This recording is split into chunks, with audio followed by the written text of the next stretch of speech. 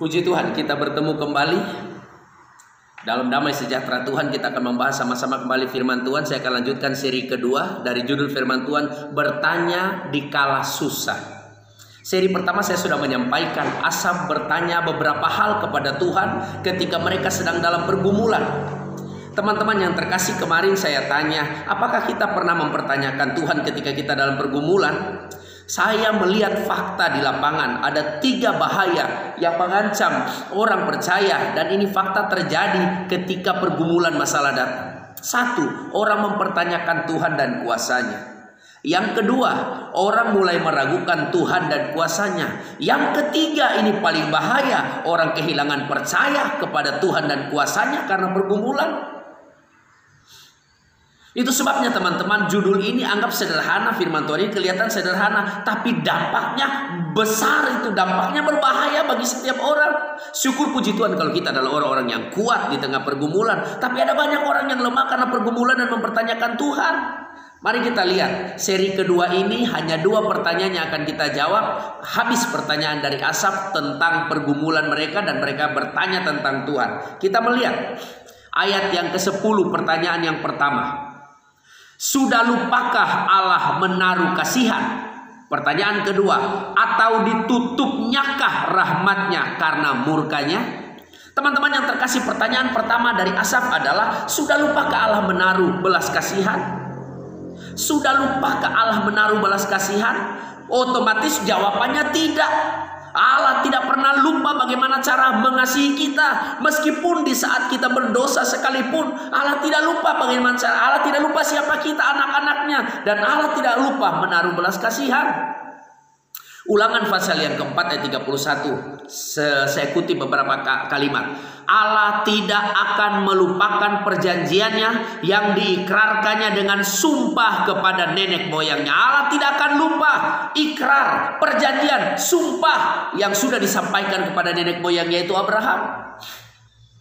Allah tidak akan pernah lupa janjinya, ikrarnya. Allah tidak pernah lupa. Di dalamnya itu ada belas kasihan, di dalamnya itu ada penyertaan, perhatian Allah yang luar biasa. Allah tidak pernah lupa. Allah bukan manusia sehingga Allah lupa.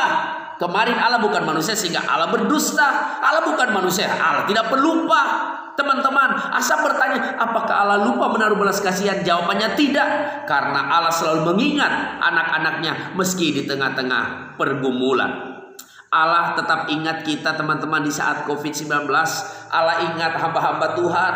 Allah ingat jemaat-jemaat Tuhan. Allah ingat pelayan-pelayan Tuhan. Allah ingat orang-orang yang murah hati di dalam Tuhan, yang berkorban buat pekerjaan Tuhan. Alkitab berkata, kiranya diingatnya korban-korban kita. Oh, Allah tidak lupa apa yang kita lakukan, apa yang kita buat. Di tengah-tengah kesusahan dan penderitaan, percayalah, Allah tidak melupakan kita. Allah tidak melupakan kita. Pertanyaan yang kedua, di ayat yang ke-10. Atau ditutupnyakah rahmatnya karena murkanya? Jawabannya tidak. Pintu rahmat Tuhan selalu terbuka buat kita. Bahkan di saat COVID-19, di saat pergumulan yang paling berat sekalipun, pintu rahmat Tuhan selalu terbuka buat kita. Teman-teman, apa kata Alkitab tentang rahmat Tuhan? Ratapan 3 ayat 22. Tak berkesudahan kasih setianya, tak habis-habisnya rahmatnya. Kasih Allah tak berkesudahan, selalu baru setiap hari. Rahmatnya pun tak pernah berakhir seumur hidupku.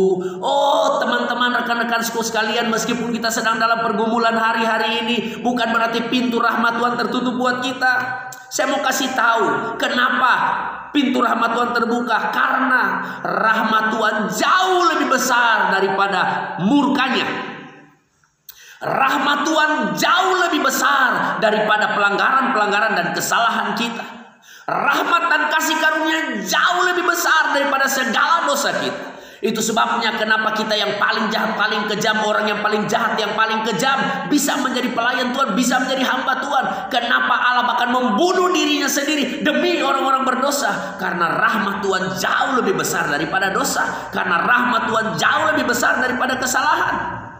Itu sebabnya apalagi cuma masalah. Sedangkan mengurus dosa kita yang sebenarnya kita harus dimurkai Allah. Efesus pasal 3 berkata itu. Kita sebenarnya harus dimurkai karena pelanggaran-pelanggaran dan dosa kita. Tapi Allah yang kaya dengan rahmat. Efesus 2 ayat 4. Allah yang kaya dengan rahmat oleh karena kasih-Nya yang besar yang dilimpahkan kepada kita menyelamatkan kita. Karena rahmatnya yang besar itu dia akhirnya membunuh dirinya sendiri, menyerahkan nyawanya. Akulah gembala yang baik. Gembala yang baik memberikan nyawaku bagi domba-dombaku. Dalam konteks keselamatan, dalam konteks dosa, rahmatnya dicurahkan kepada kita meskipun dia harus mati. Apalagi cuma tentang masalah kita, apalagi cuma tentang persoalan kita, apalagi cuma tentang penderitaan kita. Itu kecil bagi Tuhan. Jangan bilang bahwa rahmat Tuhan sudah berakhir karena COVID-19. Jangan bilang rahmat Tuhan sudah berakhir karena COVID-19. Jangan bilang rahmat Tuhan sudah berakhir karena krisis ekonomi. Rahmat Tuhan selalu terbuka buat kita. Teman-teman, percayalah, apapun penderitaan yang kita alami hari-hari ini, apapun tekanan yang kita alami hari-hari ini, pintu rahmat Tuhan selalu terbuka buat kita. Pintu kemurahan Tuhan selalu terbuka buat kita. Kemurahannya lebih dari hidup kita. Kemurahannya lebih dari hidup kita. Jangan kecewa, jangan berputus asa, jangan patah semangat, jangan goyah, jangan mempertanyakan Tuhan, jangan meragukan kuasa Tuhan, jangan kehilangan percaya di tengah-tengah masalah. Justru kita akan melihat kebesaran kasih setia Tuhan di tengah-tengah pergumulan dan masalah kita. Allah tidak lupa menaruh belas kasihan buat kita, dan pintu rahmatnya selalu terbuka. Kita akan melihat COVID-19 pergi, pintu rahmat Tuhan terbuka atas kita. Penderitaan, kesusahan datang, tapi pintu kemurahannya dia buka untuk menunjukkan betapa dia sangat sayang, mencintai, dan memelihara kita. Terpujilah nama Tuhan. Sekian renungan singkat.